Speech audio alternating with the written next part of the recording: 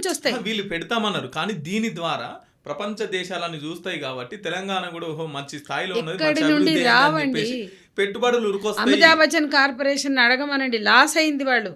Amitabh Bachchan corporation అనుభవాలు తీసుకోండి. వాళ్ళు ఏబిసిఎల్ మిస్ వరల్డ్ పెట్టి లాస్ అయ్యామా లాభం అయ్యామా వాళ్ళని అడిగి తెలుసుకోమనండి. వాళ్ళు లాసే అయ్యారు, కానీ అది ఒక ప్రైవేట్ సంస్థ కాబట్టి వాళ్ళు ఏబిసిఎల్ లాస్ అయితే అది వాళ్ళ వ్యక్తిగతం. కానీ ఒక తెలంగాణ గవర్నమెంట్ లాస్ అయితే తెలంగాణ ప్రభుత్వం తెచ్చుకున్న వాళ్ళల్లో మేమున్నాం. తెలంగాణ ప్రభుత్వం, తెలంగాణ రాష్ట్రం ప్రజల ఆకాంక్షలు, మహిళల ఆకాంక్షలు చచ్చని దెబ్బలు తిని ఒక 5 సంవత్సరాలు కంటికి వింటికి నిద్ర లేకుండా పనిచేసి ఊరూరో తిరిగి తెలంగాణ రాష్ట్రం తెచ్చుకున్న మాకేం హక్కు లేదా? అమితాబ్ బచ్చన్ కార్పొరేషన్ అనుభవం మేము మీ ముందు పెడుతున్నాం కదా. ఓకే, ఇప్పుడు మీరు కాస్మోటిక్ ఇదంతా మార్కెటింగ్ కోసమే అని చెప్పేసి మాట్లాడుతున్నారు కదా. నాకు తెలిసి ఒక 70% మంది ఈ కాస్మోటిక్ యూజ్ చేస్తారు, అంటే వాళ్ళకి నచ్చినట్టే కదా, అది వాళ్ళ వ్యక్తిగతం. కానీ నేనేమంటున్నా, వాళ్ళకి నచ్చే వాళ్ళు యూజ్ చేస్తున్నారు కదా. చూడండి, మార్కెట్లో ఒక సబ్బో, ఒక చెప్పులతో, ఒక షర్టో, ఏదైనా ఒక బ్రాండే ఉంటుంది. దాన్ని ఈ పోటీ ప్రపంచంలో మార్కెట్లలో అవి తెచ్చుకుంటారు, పెట్టుకుంటారు, అది వాళ్ళ వ్యక్తిగత ఇష్టాలు. కానీ దాన్ని రుద్దడం కోసం ఒక కల్చర్ని ప్రజల మెదళ్ళ మీద ఏదైతే రుద్దుతున్నారో దాన్ని మనం వ్యతిరేకించాలి. ఇప్పటికే మనం అట్లా వ్యతిరేకించగా నష్టపోయాం. అంటే ఇదంతా పరాయీకరణలో భాగంగా చూడాలి. ఇప్పుడు ఫేస్బుక్ని మాకు ఎందుకు వద్దు అని చైనా ఎందుకన్నది అంటే, ఫేస్బుక్ వస్తే మా దేశ ఉత్పత్తి కోల్పోతాం, మా యూత్లో ప్రొడక్టివిటీ దెబ్బతింటుంది. మలేషియా మహతీర్ మహమ్మద్ గవర్నమెంట్ చాలా ఆంక్షలు పెట్టింది. ఎందుకు పెట్టింది అంటే, మా దేశ ప్రజలని చెత్త మత్తు సంస్కృతిలో ముంచెత్తే మాకు వద్దన్నారు. సింగపూర్లో సైతం అంత అడ్వాన్స్డ్ కంట్రీస్ కదా, వాళ్ళు కూడా చాలా కంట్రోల్ పెట్టారు. మనకున్న పోర్న్ సైట్స్ ప్రపంచంలో ఎక్కడా లేవు. ఇష్టమైతే వాడు చూస్తాడు పోర్న్ సైట్. ఎవరికి నష్టం అంటే, పోర్న్ అనేది నీ ఫోన్లో వచ్చినాక అది నీ మెదడుని ఎంత మొద్దుబారిస్తుంది.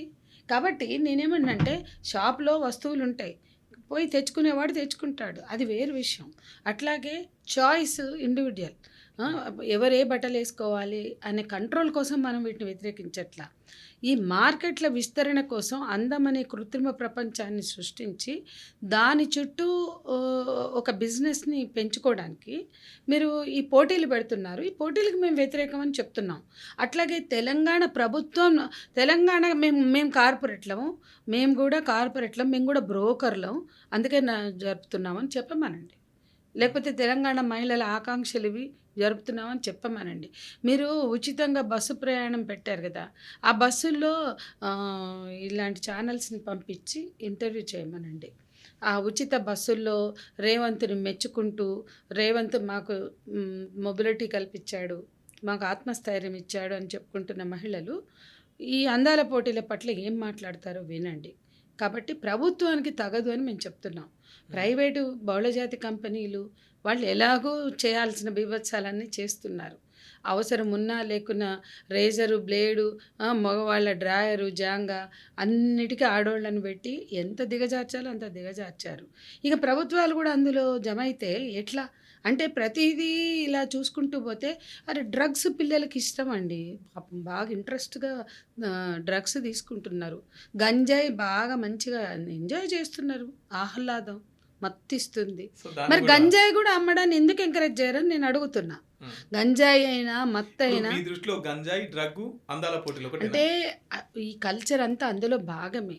అందాల పోటీలు అనేది కూడా విషయ సంస్కృతి. ఇవాళ బజరంగ్ దళ్ ఒక్క ఫిబ్రవరి 14 వాలంటైన్స్ డే మన సంస్కృతి కాదు అని ఆ పార్కుల పొంటి, బస్ స్టాపుల పొంటి పోయి ఎవరైనా కనిపిస్తే తాళిగట్టమని కాషాయ కోతి ముక్కల్లాగా ప్రవర్తిస్తారు కదా. అది అదేమంటే, మీరు ఎందుకు అట్లా పెళ్ళిళ్ళు చేస్తారు? పెళ్ళి అనేది వాళ్ళ వ్యక్తిగతం. ప్రేమికులు కనపడవచ్చు రోడ్ల మీద, అది వాళ్ళ వ్యక్తిగతం. మీరు ఎవరు పెళ్లి చేయడానికి అది మన సంస్కృతి కాదు. ఏంది ఈ పార్కులు పోటీ తిరగడం? వాలంటైన్స్ డే మన సంస్కృతి కాదు అంటే, ఎస్ మన సంస్కృతి కాదు. Valentine's day, mother's day, father's day ఇవన్నీ వస్తువులు అమ్ముకోవడానికే. వాలంటైన్స్ డే వ్యతిరేకించే వాళ్ళు ఎందుకు అందాల పోటీలను వ్యతిరేకించరు నాకు చెప్పండి. బికినీ కాంటెస్ట్, దీని పేరే బికినీ కాంటెస్ట్. ఎందుకు వ్యతిరేకించరు చెప్పండి. మీరు వాళ్ళు గవర్నమెంట్లో ఉన్నారు కదా, గవర్నమెంట్ ఇవన్నీ నాకు వద్దండి. వాలంటైన్స్ డే రోజు అమ్ముకునే గిఫ్ట్లు కూడా పెద్ద వ్యాపారమే, ఏవైనా వ్యాపారమే. Mother's day, father's day, Valentine's day కూడా ఏ గిఫ్ట్లు రోజు అమ్ముకోవడమే. జరిగినా మార్కెటింగ్ కాదండి, జరుగుతుంటది. ఏదైనా గిఫ్ట్లు అవును. అమ్ముకోవడానికే. వాలంటైన్స్ డే ప్రేమికులకు గిఫ్ట్లు ఇచ్చుకుంటూ లక్షల కోట్లు, ఈవెన్ అందాల పోటీలు దానికన్నా ఎక్కువ మార్కెట్ అది. దాన్ని వ్యతిరేకిస్తూ మన సంస్కృతి కాదని మాట్లాడినప్పుడు ఇది మన సంస్కృతి అవుతుందా? ఉమ్. ఖచ్చితంగా మేము ప్రశ్నిస్తున్నాం. ఎవరి దగ్గర జవాబు లేదు, ఒక్కళ్ళు కూడా బయటికి రాలేదు, ఒక్కళ్ళు కూడా వ్యతిరేకించలేదు. అట్లీస్ట్ 96లో నయం. ఇప్పుడు స్వదేశీ ఈ జాగరణ అందాల మంచి పోటీలకు వినండి, సంస్కృతికి ఒక ఎందుకు నిమిషం వినండి. ఎందుకు 96లో స్వదేశీ జాగరణ మంచి విశ్వ హిందూ పరిషత్ వ్యతిరేకించినాయి.